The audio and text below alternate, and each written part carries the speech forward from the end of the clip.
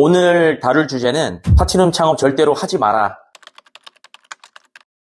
제가 그동안 유튜브에서 파티룸 창업에 대한 주제를 많이 얘기를 했죠. 그러다 보니까 저한테 그런 카톡이 많이 옵니다. 대표님 유튜브를 보고 창업을 했는데 망했습니다. 도와주세요. 이야기 한 건도 없습니다. 그래서 이거 도저히 안 되겠다. 제가 그동안 물론 경고는 좀 많이 했었어요. 파티룸 창업 쉽지 않다. 무지성으로 뛰어들면 많이 망한다. 근데 제가 그런 경고를 많이 했음에도 불구하고 저한테 특히 요즘에 문의가 많아요. 대표님 채널만 보고 창업했는데 이야기 하나도 없다. 근데 그게 실력이 없거나 부족해서가 아니에요. 시장의 난이도를 평가하는 영상이 하나가 있는데요. 제가 여기 띄워놨죠. 오늘 제 영상을 보시고 바로 이어서 다큐인사이트에서 만든 영상을 한번 꼭 보세요. 저기에 인상 깊은 말이 여러 가지가 나오는데 그 자영업자분 한 분이 그런 얘기를 해요. 2025년엔 정말 아무것도 안 하는 게 지혜로운 거다. 저는 90% 이상에 해당되는 사람에게 정말 맞는 말이라고 생각해요. 자, 이 구조를 이해하려면 파티룸 시장 경제뿐만이 아니라 우리 사회 전체 구조적인 맥락을 좀 들여다볼 필요가 있다고 생각을 해요. 이 영상에는 세종시에 대한 이야기가 나옵니다. 세종시가 상가 비중을 좀 많이 했는데 상가들이 다 공실이고 망해간다. 근데 아이러니하게도 세종시 아파트 값은 계속 오르고 있습니다. 전세가도 계속 오르고 매매가도 계속 오르고 내 주변의 자영업자들은 삶이 점점 팍팍해지는데 아파트 값은 계속 오르는. 여러분 왜 이런 일이 일어났을까요? 자, 한번 개인의 삶으로 들어가 볼게요. 만약에 세종시에서 자영업을 합니다, 내가. 음식점을 차리든 아니면 파티룸을 차리든. 자, 그걸 통해서 1억 혹은 2억 이상을 수익화해서 모으려면 몇 년이 필요할까요? 경우에 따라 다르겠지만 정말 실력 있는 사업자가 아니고는 최소 수년의 시간이 소요될 만한 큰 금액입니다. 그런데 아파트는 어떤가요? 돈을 넣으면은 몰리죠. 사실 실물 경기가 팍팍해지면서 사람들은 살궁리를 해야 됩니다. 돈을 어디에 묶어야지 돈이 오르는지를 우리는 그동안 역사를 통해 그리고 발달한 유튜브나 매체를 통해 이미 모든 사람들이 알고 있죠. 그리고는 그 돈을 상가에 투자할까요? 아파트에 투자할까요? 지혜로운 사람이라면 아파트에 투자하겠죠. 저는 이제 시행개발을 했었기 때문에 시행개발을 할 때도 우리 시행개발팀의 주요 KPI가 어떻게 하면 관가 협의해서 상가 비중을 줄이는가예요. 그렇게 하면 정말로 사업성이 좋아집니다. 그러니까 사람들은 아파트를 실거주의 대상으로 보지 않죠. 이미 이건 우리나라 문화적으로 고착화된 현상이죠.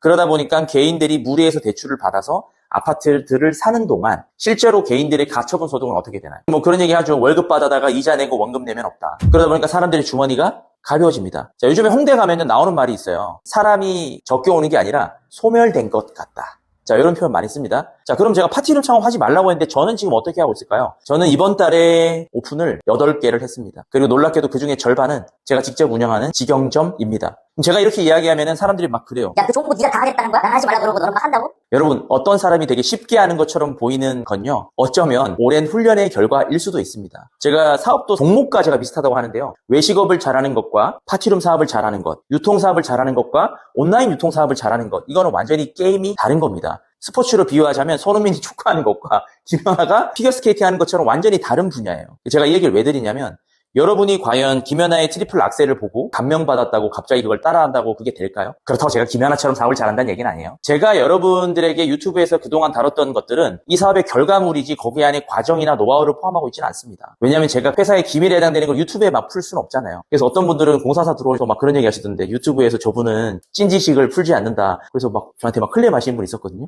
저 오히려 묻고 싶어요. 왜요? 제가 왜 유튜브에서 제 사업의 핵심 지식을 풀어야 되나요? 여러분 제 채널을 구독하시면서 제 채널에서 여러분이 얻어가실 수 있는 정보들이 저는 꽤 양질이었다고 생각을 합니다. 제가 이 유튜브를 처음 시작했을 때 9호점이었는데 이제 52호점 오는 동안에 한 창업가의 성장 과정을 여러분은 제 채널 영상들을 보시면 보실 수가 있고요. 그리고 제가 성장하는 가운데 느끼고 깨달았던 것들을 여러분들께 공유하는 채널로서 현재까지 커왔습니다. 근데 그거 이상을 원하시면 저는 좀 곤란하겠죠. 자, 지금이 어떤 시대입니까? 적자 생존의 시대? 아닙니다. 단 한 명이 살아남는 시대입니다. 상권도 그렇습니다. 이 영상을 보시면 전국의 수많은 상가들이 공실입니다. 신촌 같은 데도 가보면 1층 상가는 거의 다 비어있는 걸 볼 수 있어요. 그런데 서울에서 단 하나 살아남은 상권이 있죠. 공실률 0%에 빛나는 성수동입니다. 자, 성수동은요, 시대와 트렌드를 새롭게 잘 해석한 상권의 사례입니다. 발빠르게 변화하는 이 시대에 맞춰서 온라인의 브랜드들이 자기를 경험적으로 표현할 공간들이 필요하다는 걸 깨달았고 성수동은 본인 스스로를 그런 다양한 브랜드의 팝업 스토어의 성지로서 만들면서 살아남을 수 있었습니다. 현재의 시대는 오프라인이 점점 축소되고 온라인이 강화되고 있습니다. 사실 제가 하는 파티룸 사업도 축소되는 오프라인 사업을 온라인으로 해결해보자고 하는 취지의 사업이에요. 단순히 젊은 사람들이 술 먹고 노는 공간을 지원하는 그런 업이 아닙니다. 그래서 이렇게 단순하게 생각하고 접근하시는 분들이 많기 때문에 대부분의 분들이 폐업하는 동안 저는 9호점에서 55, 5배 정도를 성장할 수 있었던 거예요. 그럼 2025년 현 시점에 내가 이렇게 하지 말라고 했는데도 불구하고 나는 아몰랑 정말 파티룸 창업 꼭 해야겠어. 그런 분들을 위해 준비했습니다. 어떤 역량을 갖춰야 되는지 한번 알려드리겠습니다. 자, 지금 현 시점 파티룸 구조는요. 일단 공간은 넘쳐납니다. 아까 공실 보셨죠? 우리가 파티룸 사업을 할 공간이 없는 게 아닙니다. 공간은 넘쳐납니다. 대부분 사람들은 공간을 찾을 때 어떻게 접근하나요? 적절하면 들어갑니다. 그리고 최근에 이런 분들도 있어요. 싸면 되는 거 아닌가요? 그리고는 7, 8평 되는 원룸을 들어갑니다. 월세가 90밖에 안 하잖아요. 이렇게요. 자, 이게 싼 걸까요? 자, 월세가 90인데 7, 8평이라는 얘기는 평당 임대료가 10만 원이 넘어간다는 이야기입니다. 비싼 겁니다. 정확히 말하면은 그 공간에는 5명 이상을 받을 수가 없고 객단가를 높일 상승의 여지가 없는데 그냥 거기에다가 인테리어를 하는 겁니다. 제가 그런 비유를 들었어요. 이 사업을 그냥 원룸에다가 루프 있는데 대충 한 2, 3천 정도 해가지고 경험해보겠다고 하시는 분들 최종 스코어는 보통 마이너스 2, 3천입니다. 왜냐면 그 돈은 돌아오지 않으니까요. 근데 물론 지금 저랑 함께 하시는 우리 점주님들, 저희 직영점들도 금액을 최소 어느 정도 넣고 있냐면 6에서 8천이 들어갑니다. 제가 이번에 오픈한 영등포 2호점 전체적인 투자금이 7,500에 달합니다. 자, 예전과 달라졌죠. 제가 예전에는 막 직접 막 도장도 하고 해가면서 엄청 쥐어짜가지고 싸게 많이 오픈했습니다. 근데 왜 제가 이제는 공간에 7에서 8천까지 써가면서 오픈하는 걸까요? 여러분, 시장이 바뀌었습니다. 예전처럼 대충 원룸에다 노래방 기기 하나 넣었다고 해서 팔릴만 하지 않아요. 여러분, 그냥 파티룸을 쳐보세요. 네이버에 들어가셔서 홍대 파티룸 내지는 서울 파티룸 쳐보세요. 그리고 네이버 지도를 열어보세요. 거기에 쇠곱한 점들이 전부 파티룸입니다. 그래서 첫 번째는요, 여러분이 지금 파티룸 시작하신다면 이 공식을 머릿속에 넣어야 됩니다. 2번 다시 없을 매물만 찾아야 됩니다. 2번 다시 여러분이 찾지 못할 매물. 자, 저는 이렇게 정의합니다. 시세 대비 30%에서 50% 이상 저평가된 매물. 근데 그 저평가된 매물에는 이유가 있습니다. 그냥 저평가되어 있진 않아요. 심각한 문제가 있을 거예요. 그것이 지하 매물이라면 무언가 누수가 굉장히 있을 거고요. 그럼 여러분이 이 사업을 하기 위해서 갖춰야 될 두 번째 능력이 뭔가요? 두 번째는 그 저평가 사유를 내가 해소할 수 있어야 됩니다. 제가 보통 월세 공개를 잘 안 하는데 이번에 영등포 2호점은 지상 공간 4층에 햇볕 잘 드는 곳에 위치해 있고 실내 공간은 45평에 달합니다. 루프도 한 45평에서 합치면 90평. 아마 서울시에서는 없는 대규모 파티룸입니다. 월세 얼마일까요? 자, 아까 어떤 분이 뭐 5평, 6평짜리 90에 들어갔다고 싸다고 하는데 제가 사용할 수 있는 면적이 90평에 달하는 이 매물이 월세가 110입니다. 자, 그러면은 위치도 중요하겠죠. 이 매물이 어디에 위치했을까요? 영등포역에서 도보 3분 거리에 위치해 있습니다. 정말 누가 봐도 접근성 좋고 모이기 편한 곳에 90평을 110만 원에 들어갔습니다. 근데 제가 이걸 사기쳐서 들어갔을까요? 그렇지 않죠. 매물을 구하는 방법을 알고 그 문제를 해결할 수 있는 방법을 알고 있겠죠. 자, 세 번째입니다. 예약 시장이 계속 변화합니다. 무슨 말이냐? 제가 이 업을 처음 시작했을 때 스페이스 클라우드라는 곳을 엄청 강조했어요. 그때는 파티룸이라고 하는 문화도 생소할 때였고 많은 분들이 파티룸을 네이버에서 검색하지 않았어요. 근데 이제는 네이버로 비중이 많이 옮겨왔죠. 근데 이제 네이버에서 끝났냐? 또 변화하고 있습니다. 예약 시장이 다분화되고 있어요. 목적별로. 자, 촬영대가는 아워플레이스, 파티룸은 스페이스 클라우드, 워크샵은 위버, 그리고 이제 숙박업에 강자였던 여기어 때도 참전을 했죠. 그리고 여러분 그거 아세요? 이 플랫폼들은요, 플랫폼마다 상위 노출에 대한 로직과 방법이 다 다릅니다. 네이버도 그냥 네이버만 있지가 않아요. 네이버 플레이스와 네이버 스토어와 그리고 네이버를 광고에서 팔 수 있는 광고 영역까지 여러분이 마스터를 하셔야 됩니다. 자, 그리고 얘네들이요, 로직이 매일 변화합니다. 그 변화하는 로직을 여러분이 따라잡는 게 아니라 따라잡는 시스템을 만드셔야 돼요. 내가 가만히 있어도 그 로직이 변화했다는 게 누가 나한테 알려줘야 돼요. 이 정도까지 해야지 이 사업을 조금 따라잡을 수 있습니다. 네 번째입니다. 자체 브랜딩이 필요합니다. 저희가 이번 달도 광고비가 200만 원이 나가는데요. 저희 업체 규모에서는 작은 수준입니다. 200만 원 정도의 광고비가 나가기만 하고 예약으로 전환이 안 된다면 어떻게 될까요? 실제로 개인들은 그런 분들 많아요. 광고를 그냥 묻어대고 합니다. 파워링크에다가 단가 높여가지고 계속 때립니다. 그리고 예약이 없는 걸 경험합니다. 몇 년 안 돼 폐업합니다. 이게 패턴입니다. 여러분, 광고에 대한 효율성을 측정할 수 없다면 자체 브랜딩으로 효율화해야 됩니다. 자체 브랜딩이 뭐죠? 사람들이 파티룸을 찾지 않고 그 브랜드를 찾는 겁니다. 저희 파티룸 브랜드는 전국에 50개를 확장되는 동안 고객들 만족도가 상당히 좋아요. 저희 상세 페이지 눌러보시면 가장 많이 나오는 말 중에 하나가 가성비가 좋아요. 그리고 두 번째는 재방문했어요. 지난번에 어떤 점포 갔더니 마음에 들어서 이번에는 여기로 재방문했어요. 자, 이게 뭘까요? 고객 만족도가 재방문으로 이어지고 재방문이 고객들 머릿속에 우리 브랜드를 각인시켜 나가고 있다는 거죠.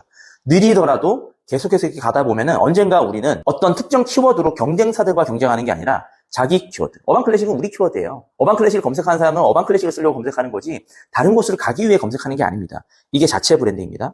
다섯 번째입니다. 가격을 방어해야 됩니다. 그런 분들 있어요. 아, 나는 그러면 싸게 한번 팔아서 내가 한번 이 시장에 물을 한번 뿌려볼래? 시장의 가격을 무너뜨리겠어? 자, 이게 가능할까요? 제가 예전부터 말씀드렸지만 이거는 과자 판매랑 달라요. 이 미용실이랑 달라요. 내가 만약에 과자를 10,000원에 파는데 옆에서 1,000원에 팔면 이 과자점은 망합니다. 본질이 동일하다면. 미용실도 마찬가지예요. 내가 헤어컷을 5만 원 해주는데 얘가 5,000원 해주고 있으면 이 A라는 미용실은 망합니다. 똑같은 서비스를 한다고 봤을 때. 근데 공간업은 그렇지 않아요. 왜 그런 줄 아세요?